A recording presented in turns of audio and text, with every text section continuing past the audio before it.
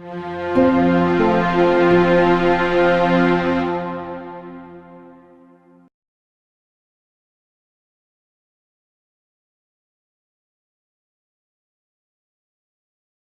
my name is Amanda Lewis. I'm one of the graduate assistants at ICATER. That's the Iowa Center for Assistive Technology Education and Research. We are housed out of the College of Education at the University of Iowa. I am studying school psychology, working on my doctorate there.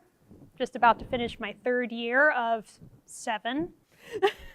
So I'll be in school a while, but what I want to share with you today are some awesome tools that can hopefully help you as students or your students in being more successful throughout their academic careers, but particularly with an eye towards moving towards post-secondary education, college education, and even graduate school.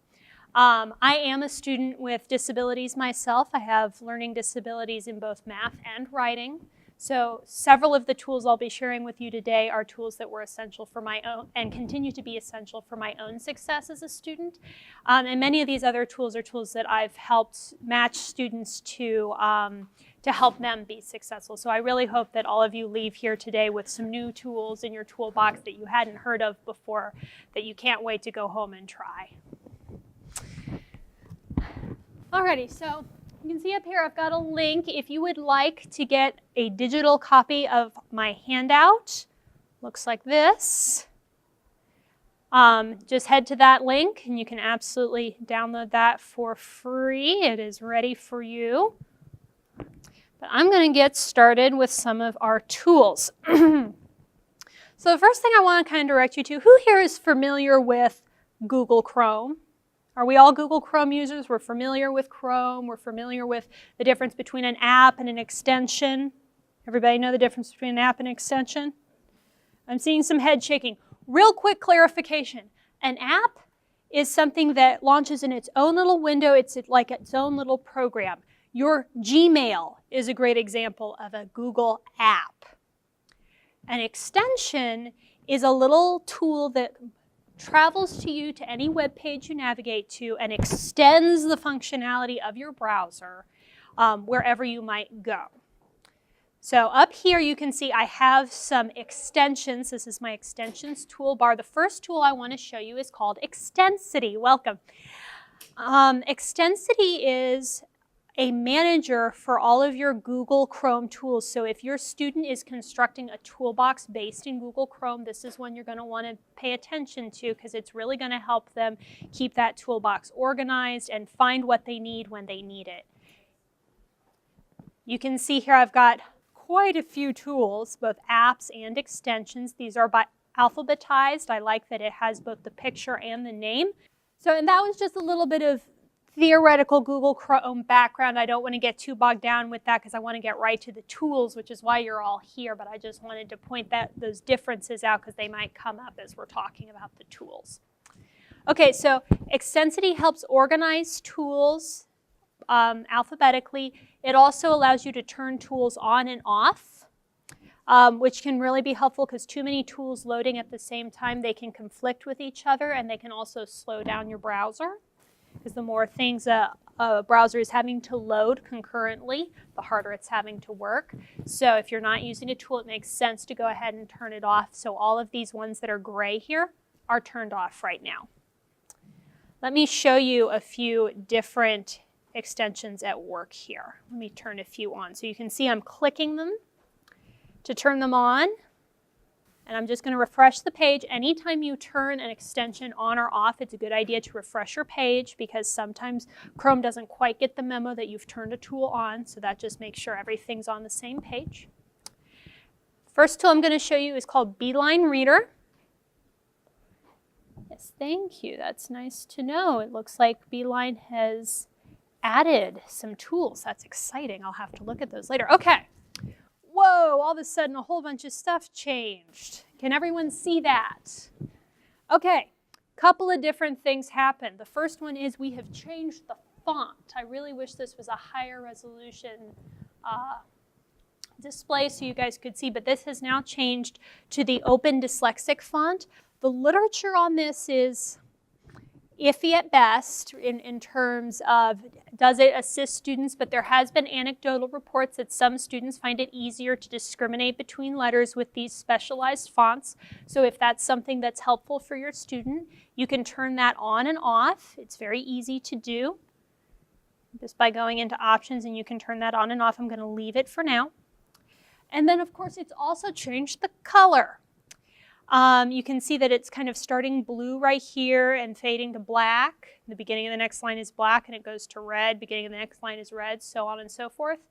This is really helpful for students who tend to have trouble keeping their place in text, because you can use your finger on a piece of paper, right? But how are you supposed to do that on a screen, especially a touch screen? Yes. This is called Beeline Reader.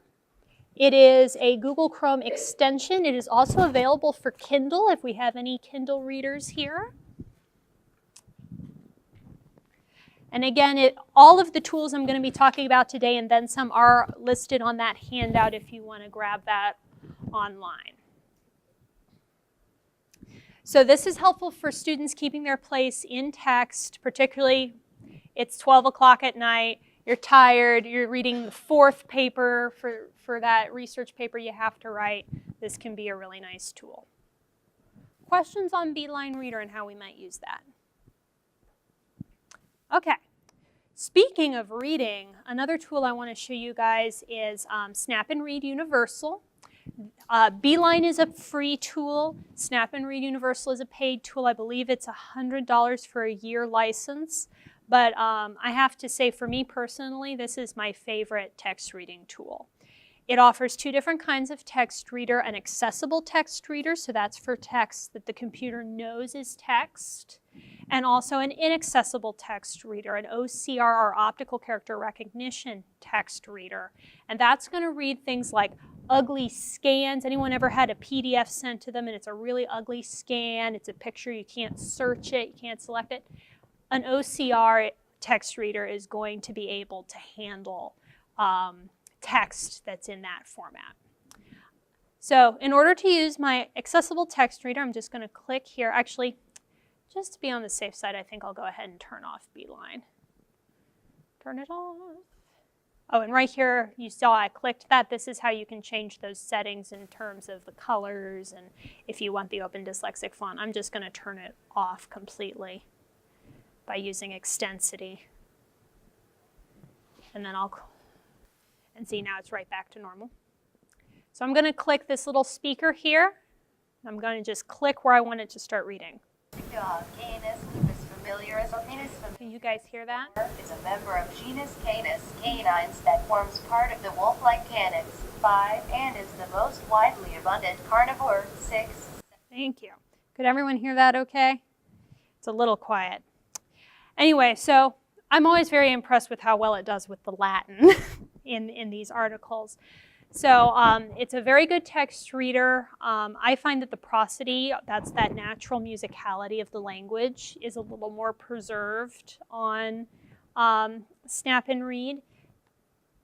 A lot of options for customizing how it sounds in terms of volume, speed, and pitch. We know that one of the reasons students tend to not want to use text readers is because they find them unpleasant to listen to. So it behooves those of us who are working with them to make sure that they are pleasant to listen to, and this is where you would do that.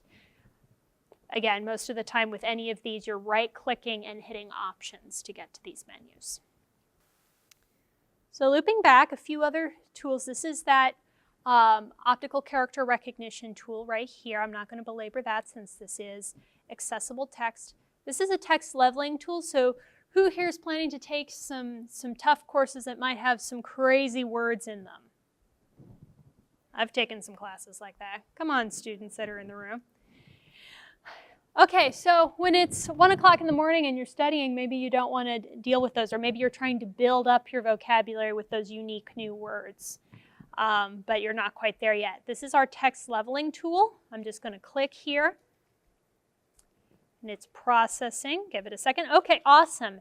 And now we've got a whole bunch of words that are now italicized that weren't before. What this has done is it has gone in and found higher complexity words and changed them into a different word or phrase that has the same meaning. and italicize it. So like, in a way unlike anything else. And when I hover over it, it says uniquely, which was the original word. Uniquely, in a way unlike anything else. Oh, okay, that word makes more sense to me now. There's also a translation feature. I've been playing with it with a colleague of mine from Korea. She says it works pretty good. So those of you who plan to study a foreign language in college, this could be a helpful tool for helping you embed a little bit of your language in your everyday reading. And then I click again, and there it is, uniquely. Questions on that? Okay, last tool I want to show you on Snap and Read. Yes. Yes, that's in that same options menu. If we just scroll down right here, text complexity. So I have it set to the lowest setting, so it's going to grab the most words and make them as simple as possible. For those who maybe are a little more advanced, you can toggle it up so it's not too cumbersome. Great question. Other questions? Okay, clipping right along then.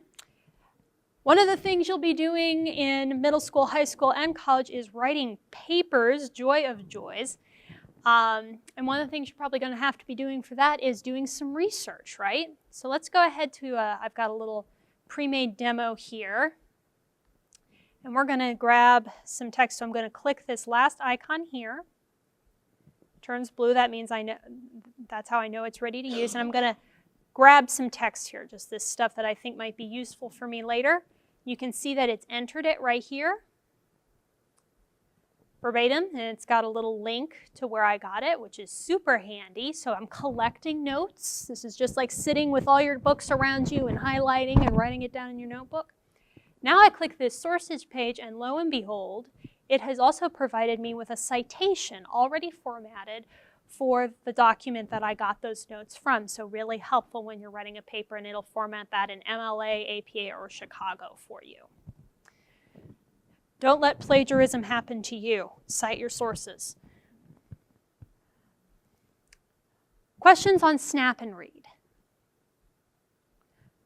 Really handy little tool. I don't have a reading disability myself, but I can't possibly get all of my reading done if I'm actually sitting there with a book and reading it, so I'll actually have Snap and read to me while I'm folding my laundry and cooking dinner.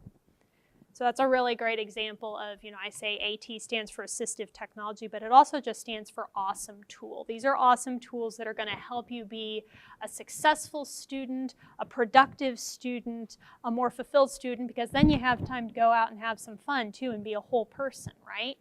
Those of us who are students with disabilities know we have to put in extra elbow grease and work extra hard, so using these tools is going to help you work smarter, not harder, so you can work to your best ability. Okay, so let's look at some more tools. Who here likes to make lists? Anybody a list maker? Should anyone probably be a list maker but isn't? Okay, so let me show you my favorite list making tool that helps me stay organized and helps me keep on top of everything I need to do, from my grocery list to my homework. But first I should probably close Snap and Read. So I'm going back to Extensity, and I'm going to turn it off because we don't need it anymore. Practicing what I preach here. Okay, so here we are in Wunderlist. Wunderlist is a free online website. It also has an app available for your phone, so your lists come with you. And I just can't say enough good things about this. So you can see on the left here that I have a bunch of folders. I can organize all of my lists. And right here I'm in my demo list. So let's say this is actually a list of assignments that I have to do for a particular class. So maybe there's homework, and that homework is due next Friday. Okay, did everyone see what just happened with that little float? What it did was it just set a due date for me. So if I type in Friday or I type in a date, it's going to automatically populate that for me. Or if I say paper Saturday, boom, there it goes. And you can see now it's got those dates right there. Now if I double click, I can start adding in all kinds of things. You can see I've got the due date, and I can edit that for whatever I want. I can set reminders. So it'll come up on my phone, hey, don't forget about that paper, whenever I want that reminder to be. I can have subtasks, so this is really nice, particularly for something like a paper. You know, maybe I need to find sources. Maybe I need at least 4 of them. Maybe I need to make an outline. Maybe I need to write a draft. You get the idea. So then you're not feeling like, oh, I still have that paper to do and I haven't made any progress. Well, yes, you have. Look, you've found your sources and made your outline, and it makes happy chimes. And you can see every time I click off a subtask, it fills that task in a little bit. So students aren't feeling like it's all or nothing. They're seeing the progress that those subtasks make, which is really important. I can add notes, so anything that might be important, like maybe I need 1-inch margins. You get the idea.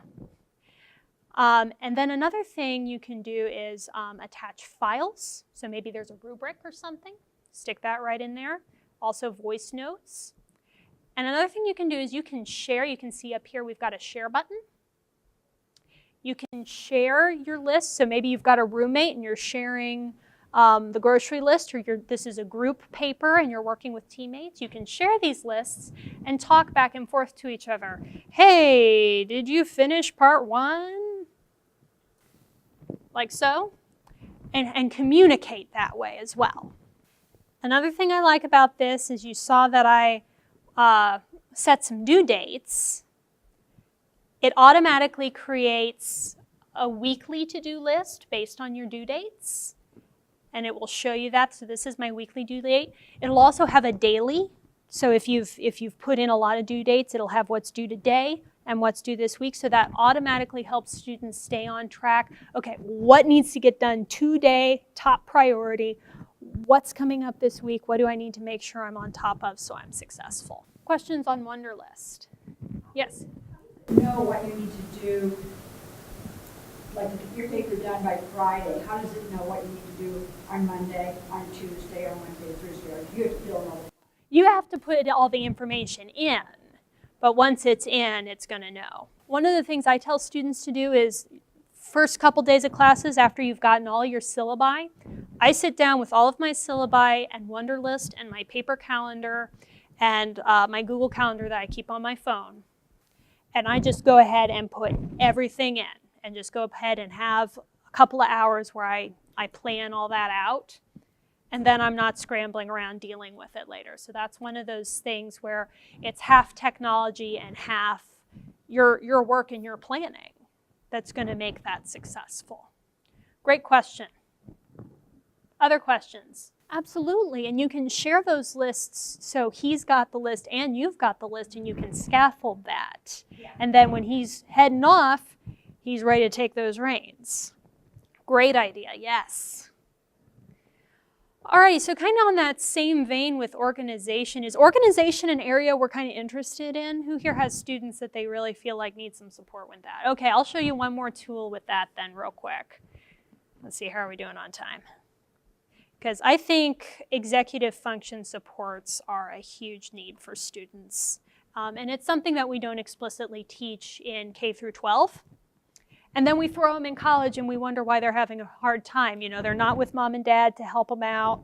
They didn't get taught it maybe. So this is my study life. This is a more robust whole school picture organizer. So how this works is you can see I haven't really filled this in. I only just started playing with this past semester. But we can have classes, exams, and tasks. So what I would do first is go in and you can see I've kind of filled in here. So here's my course schedule for this past semester, the different courses I was taking. And it'll show you that based on week or month, however you want to see it. And if I go back down to, where is it? There we are. Okay, so here are all the classes I'm taking. That's this little grid icon right here. All the classes I'm taking, I can create a new class. And I really like how you can put in the room number and the name of the professor. These are things that students often have trouble remembering that can make a lot of trouble for them. The building.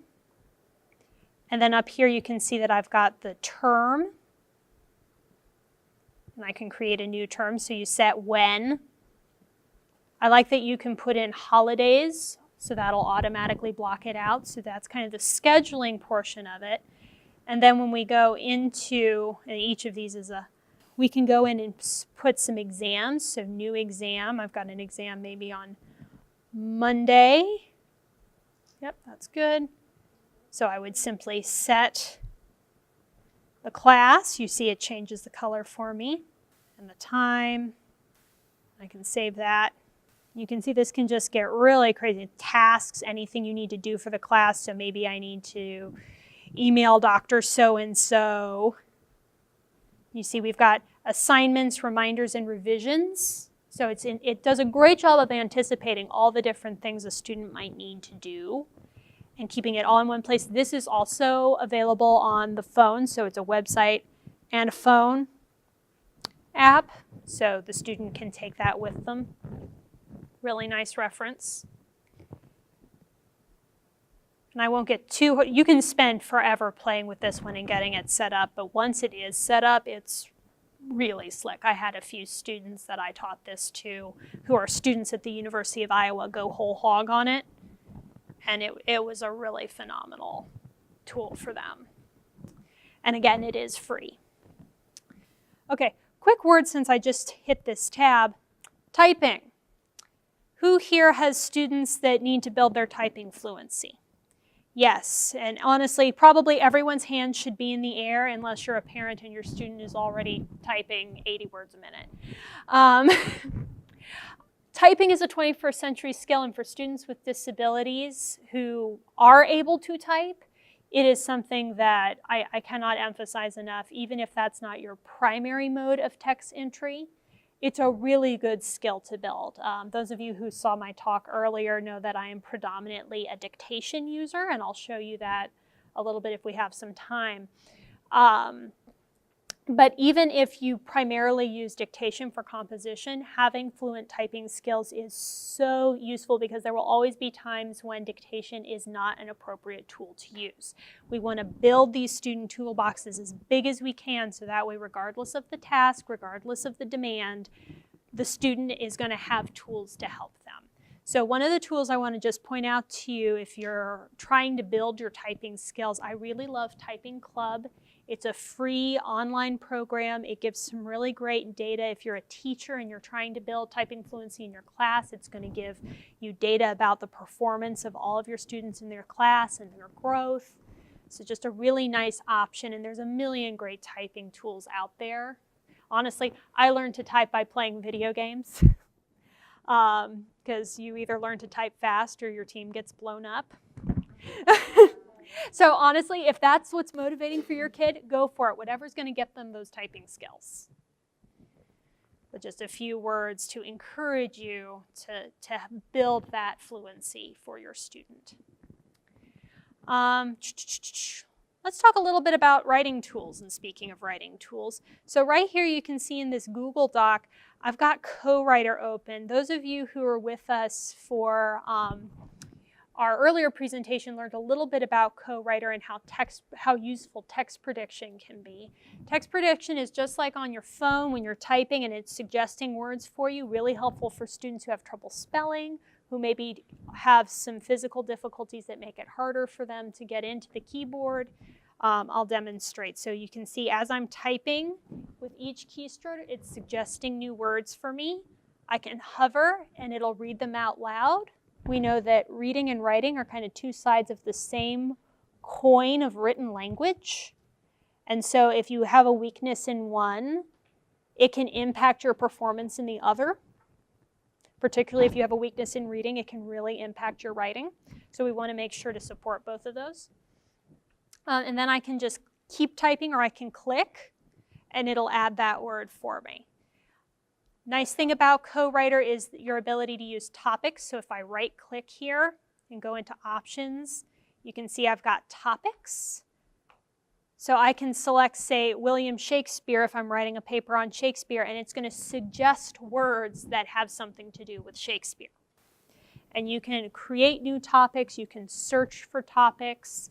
If you don't see the one you need listed right here, You can change the number of guesses. This is just a really nice, powerful tool for those of you who prefer prediction to help you write as opposed to dictation. And I do say most students tend to prefer one or the other as their preferred mode of composition.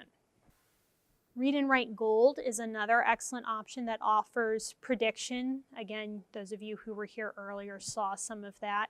It's this little crystal ball here. It looks basically the same. It does not have those topics in there though. So I would say that if your primary need is writing, I might lean a little more towards co-writer. Read and Write Gold though has some wonderful study and reading tools as well that I really, really love. The usual rule with speech to text, while I'm opening up my program, let me just say a few words about microphones. So I am a speech to text user myself. I came in with Dragon 7, which was terrible. If you have not looked at Dragon in the past 2 to 3 years, please give it another look. It has come a long way, baby. I am launching it right now. In just a second, it'll be ready for us. A few words about mics. Any speech-to-text tool is only going to be as good as the sound you put into it, and that starts with your microphone.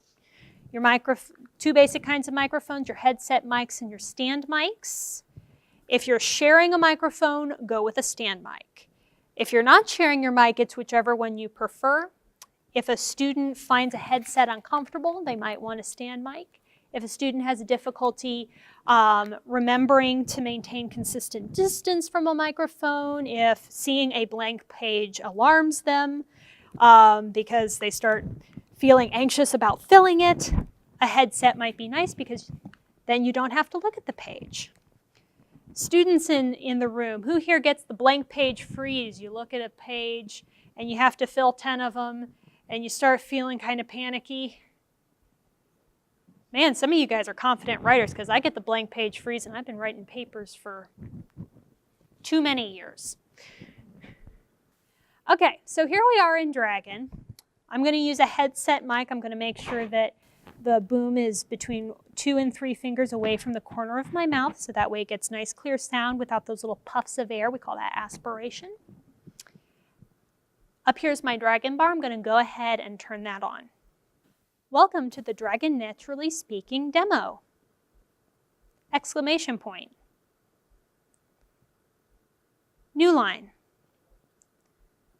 I'm going to show you a little bit about how you can use Dragon to help you in your writing process. Go to sleep. All right, so you saw me do a couple of things there. As you can see, I was just talking naturally, natural rate, not having to over-enunciate, not having to pause. You see that it got everything down just fine. You saw that I was able to add punctuation. I always tell people who are new to dictation, it is okay if you don't add your punctuation right away. You do not have to dictate your punctuation. You're using the tool isn't using you. So if you just want to get the words on the page, just turn around and tell your teddy bear about your topic. And don't worry about organization and don't worry about punctuation and go back and do that in another step. That is a-okay, just as long as you go back and do it. And in fact, that's a technique I use a lot because I get the blank page freeze. So I will actually not look at the screen and do my initial free write without looking at my computer. And then I turn back around, I'm like, oh, well, now I have 8 pages worth of writing on there. Well, this is seeming much more manageable. And then we can just get to work with editing and organizing. I'm going to talk to you guys a little bit about how you can use this kind of throughout your process, because a lot of times people think that this is only for composition, but you can use it for a free write. We know that free writing is an evidence-based practice for getting words on the page. You can't create and critique at the same time. So you can just get your ideas out. Then you can use that free writing to help construct an outline. Wow, I talked about this and that and this other thing. I'm going to tease those out and make an outline. Let me show you how I do that. Wake up. I'm just going to talk about everything that pops into my head about panda bears. Panda bears live in China and they eat bamboo and they're endangered. They're black and white. There aren't very many. They have trouble reproducing. They're really cute though. Go to sleep. Okay, so you see it's going to sleep, it's listening to me, but it's not going to write what I say. This is really handy if your roommate comes barging in and he really needs to talk to you. And you don't want your conversation with Timmy ending up in your paper on panda bears. Okay, so here I've got some free writing about panda bears. So I already know that panda bears is my topic. So boom, there's my topic, and you can see I'm just using my enter key. I can also do this with my voice by saying insert and new line if I want to. So that would be a way that a student who maybe physically is having some difficulty using the keyboard would do it. Since I don't have that difficulty, I like to use my hands. It's really just whatever works for you. So panda bears live in China. They eat bamboo. They're endangered. This is starting to look suspiciously like an outline. So maybe China, and I could type, maybe have the region. See how this is working, or I could be speaking that. They're endangered. You guys seeing how this could start to work, and I could very quickly start to build an outline from my free write, either by speaking or by typing, or whatever combination works for me. If you wanted to use text prediction for part of this, you could run that concurrently. If I needed to use my free write to get it out on the page, and now I'm kind of tweaking, you could totally use both. And then from there, once I have my essay, I could take that, once I have my outline, I can take that outline and use that and just sit there with my outline and talk my outline, and boom, there's my first draft. Everybody see how that works? So I always like to just talk about that for a minute because a lot of people don't realize how speech to text can really help them with all the parts of the writing process. Another tool I really want to show you guys, I almost forgot about it and I'm glad that I didn't. I want to show you Stay Focused. Okay, so for students with articulation difficulties, your mileage is going to vary a little bit. I've seen students with mild to moderate articulation difficulties use Dragon successfully because Dragon does learn as you go. It's learning how you speak, your speech patterns, how you pronounce things. And so with training, a student with articulation difficulties may be successful using Dragon. I would not recommend them using any of the lesser speech-to-text tools because they're just not going to have the nuance to understand and have accurate dictation experiences. For a student with very severe speech difficulties, you might want to look more at prediction. And honestly, I've also seen students that after having speech therapy have improved sufficiently that they're able to use Dragon. So sometimes it's it's not a good fit now, but it's a good fit later as well. Does that answer your question? Yes, and for those of you who are wondering, would Dragon work for my student? ICATER does do consultations where your student could come and try it and see if it looks like it would be a good fit. It's $50 for an hour's consultation, and we would do a whole training with you. Yes. Well, and some of that depends on the individual student. I get students and parents asking me all the time, how do I get my student to use their tool more? And one of the things I always say, and this is something that's sometimes kind of difficult for people to hear because it's not something we in education usually think about, but a student only utilizes the tools that they feel they need in order to accomplish the task. So as long as they feel they're being successful in the task, they're not going to try and pull in more. Because I mean, think about it. When you're trying to do something and you feel like it's working, you go, well, maybe I'll do it this other way this time. Just no, people don't work that way, and students are just younger people. So if a student is being successful with the use of the tool as they're using it, I usually tell people, try not to sweat it. They'll probably begin to use it more as need arises. If they're not being successful with the level of use that they're using, you're going to want to have a conversation with your student about, hey, do you realize that you're not being successful? Hey, is there a reason you're not using your tool? Do you feel like your tool is helpful? There may be a mismatch with the tool. If there's not a mismatch with the tool and the student does realize that they're not doing well, frankly, it might just not be hurting enough yet. Sometimes there has to be an experience of failure before a student goes, oh, this isn't a sufficient tool. This isn't a sufficient strategy. I need to do something different in order to have success. So sometimes they need to have those aha moments as well. But I think one of the best things to do is to have a conversation with your student about, hey, I've noticed this. Tell me about it. Especially when we're talking about middle, high school, college age students, you know, this is their learning. And they have to own it. And our job is to help them do that. And we can talk about specifics later if you want about your particular case.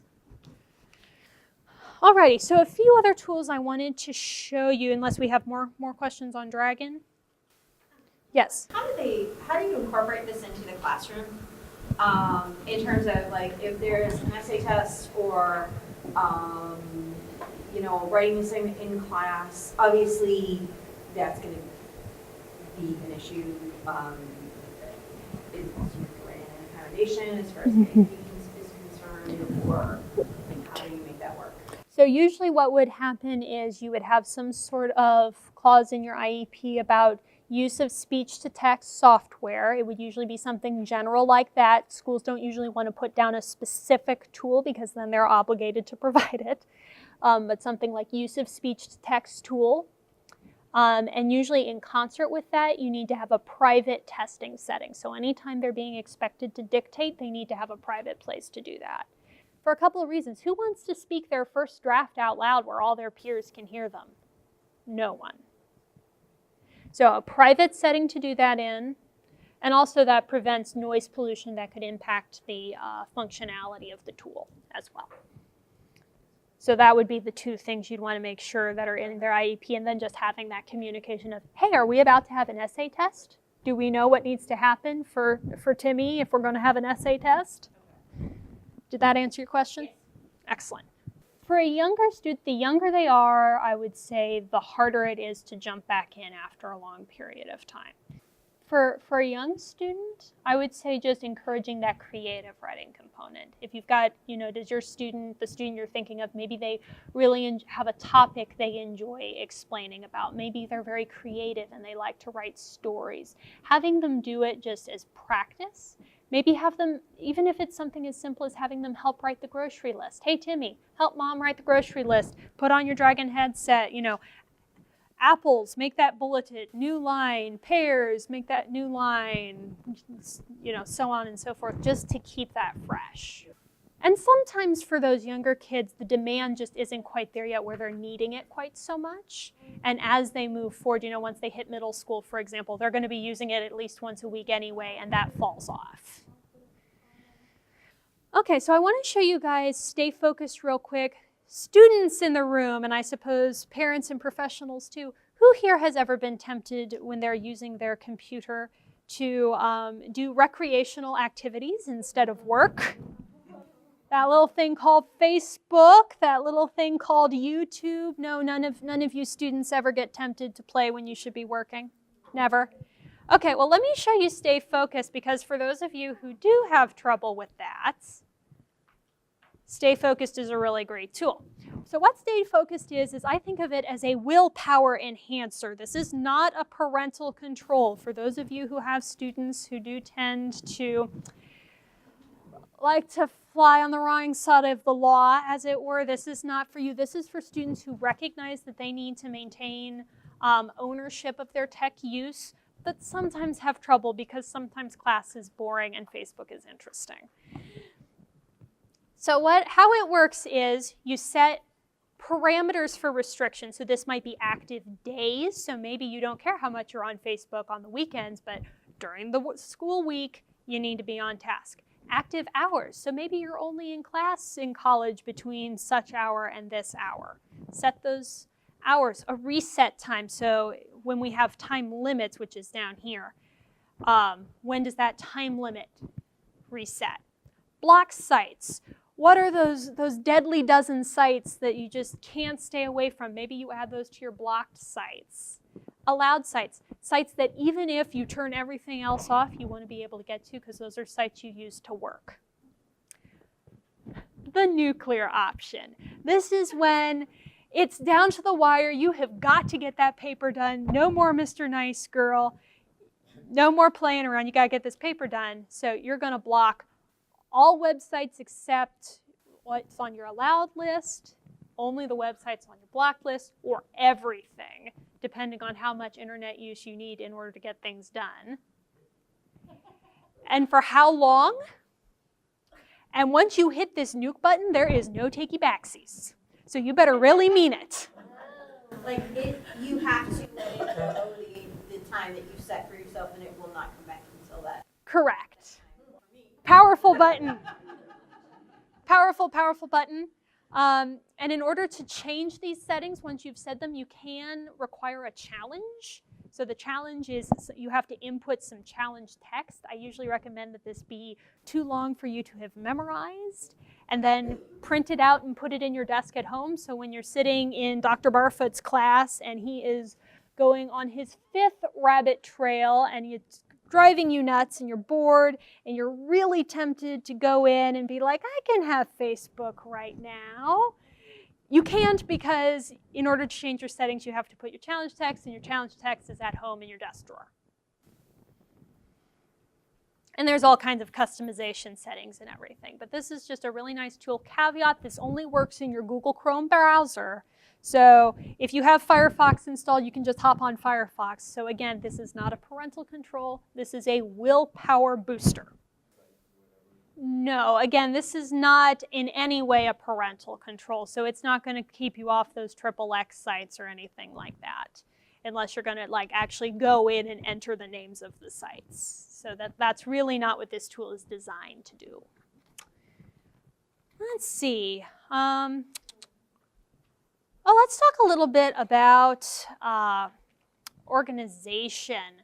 We talked a little bit about mind mapping and stuff in our previous one. I want to show you guys Mind Map. Let me get in here. This is my Google Drive, which is another wonderful tool for organization for students. Okay, so Mind Map is a free tool. And this is actually an outline that I made when we were designing the new ICATER website. And you can see, I want you guys to see how cool this can get when you start going well with it. But it's very simple and easy to use. How it works is you start with a root node. That's this red node right here that I've labeled menu. These nodes here would be considered child nodes, any nodes directly sprouting out of that root node. Okay. So there's a couple other orange ones. And you can see all these blue ones, they're all blue. That's because they're all sibling nodes. They're all coming out of the same root node. See how that works? And I can insert them, see, root node, child node, sibling node. So this is a root node. This is a child node. These are sibling nodes. I can put in images into these nodes. So if I'm conceptualizing concepts, so like maybe I'm understanding the parts of a cell and how they're related to each other. Maybe I have pictures of those organelles. Maybe I have them grouped based on their functionality. I can draw lines. That's what this dotted line is here. So I can connect to another node. So AT consultations, that's of interest to multiple groups. So I connected them up. I can select an entire subtree, so this would be a subtree right here if I want to change colors. So like, for example, when I select right here, and I'm going to select all the siblings, see how those all lit up? And now I can easily make these a different color. See how that works? Boom. So very quick and easy. Really good for outlining, really good for conceptualizing, really good for studying some sort of complex thing. And then we can publish and share these. And I mean, you can make these just as complicated as you want. You can see I got pretty crazy with this one. But just one of many really great mind mapping tools, and this one is free and linked to your Google Drive. MindMup, M-U-P. And again, all of these are on that handout. That here's that link again if you guys want to write it down. And you can download that handout that'll have all these tools and some that I'm not going to have time to get to today. Is anyone familiar with Easybib? That's one that's been around for a while. A lot of educators are already familiar with it. I see a few students maybe. What's it called? Easybib. Okay, so this is a citation tool. It is available as an add-on for Google Chrome. For Google Docs. It's also a website in its own right. Unfortunately, they have moved to a freemium model where I believe you can get MLA for free, but all other citation formats are paid. So for those of us who need APA, it's kind of a bummer. So I'm going to open up my Easybib Bibliography Creator. And you can see right here that I can put in a title, an ISBN number, whatever, and it gives me a choice of book, journal, article, or website, which are most of the things you'll probably be citing. There are other things, obviously, but the bulk of your citations usually are one of those three. And it will look it up for you. So let's see. I wish I had an ISBN here. Let's see. Let's actually do it this way. I'm writing a paper on dogs in graduate school. Not really. So I'm going to pop in this Wikipedia article we were looking at earlier. Here it is. Select, yes, that's the one we want. And here it is. There's my citation. See how easy that is? So if you don't want to buy Snap and Read Universal, here's another great bibliograph tool for you.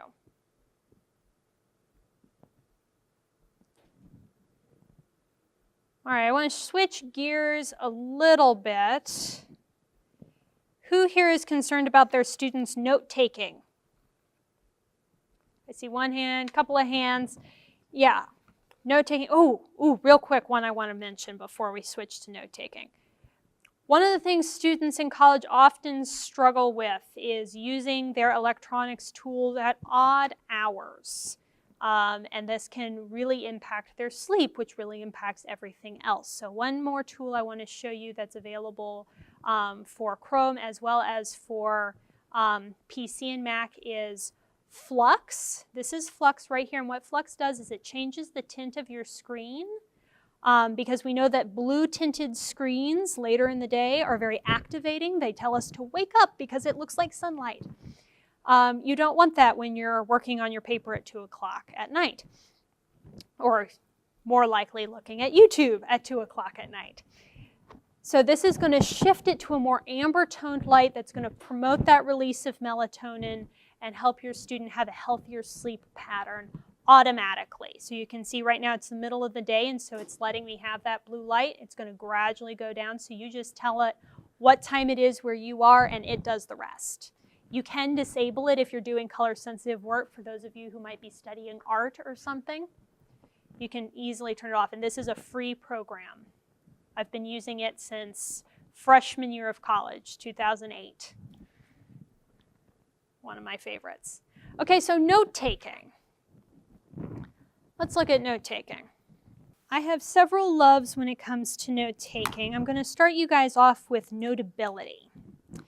Those of you who were here earlier saw a little bit of Notability, but I just want to really underscore what a great tool it is, and I feel like it's a really good starting point for understanding a lot of the other note-taking tools that are available. So here I am in Notability. You can see over here on the side, I've got a bunch of different classes. If I want to add a subject, I can just hit this little plus sign up here, create a subject. So science class, I I can also create dividers. Maybe that's a semester. Excuse me. If I want to import something my professor has sent me, maybe his slides, maybe a PDF he's sent me to read for class, I can import using this button up here with a little downward arrow. Or I can just create a new note by hitting the icon next to it, the little pencil. I'm going to go into this one that I've used previously. There we go, for purpose of demonstration. Okay, so here I am in a note that I made previously. I'm going to clean it up a little for you. You can see I'm using my eraser tool for that middle one. I like how it turns colors as you're working. I'm turning on my recording feature. For many of our students who have difficulty with note-taking, the big one is getting the information down quickly and oftentimes knowing what is it that I need to write down in the first place. Having to make that decision of what's important enough to write down and what can I leave is completely overwhelming for a lot of students. So having a recording takes the burden off on both of those because they can always go back and add more. They can always go back and grab that important thing that they didn't realize was important.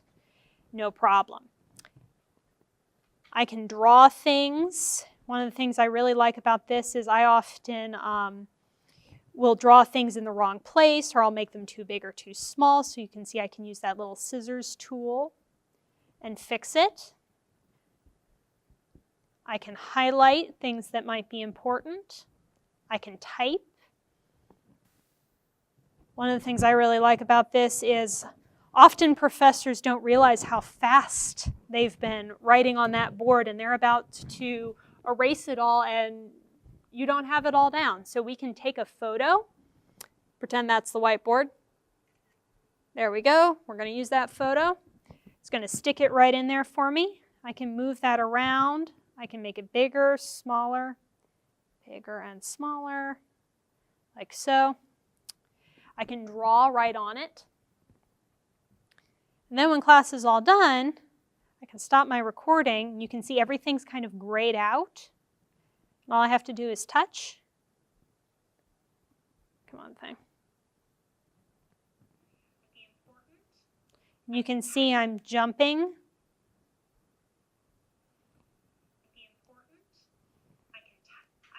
You see how it's drawing?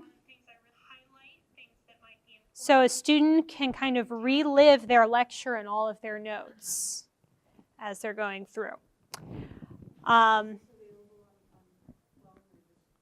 This is available for iPad, iOS phones, and Mac for Notability.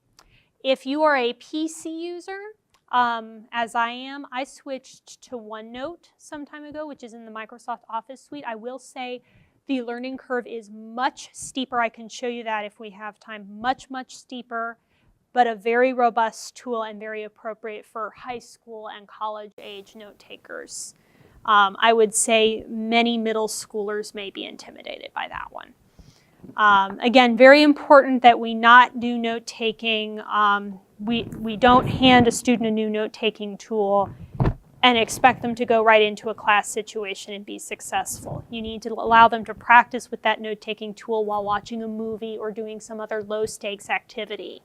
But I would recommend that it be something where they are taking notes. So watching a documentary, something where they're having to go, oh, how do I draw a picture? How do I type? I need to do this to take my notes. And they're having to think about it and use the tool in a real way without it being in a real setting, because otherwise it's just too much pressure. If I don't get these notes taken down, I'm going to fail my test. You don't want that kind of pressure when you're learning a tool. For students for whom writing is particularly difficult, Sonocent is a new audio note-taking tool that I've been very impressed with. I don't think we have time to look at it, but if you would like to come see me later, I'd be happy to show it to you. That one can be completely text-free if you desire. We have smart pens if you'd like to try those. That's another great option for note-taking. I know we're kind of running out of time, so if you guys want to go ahead and take your break, thank you so much for coming.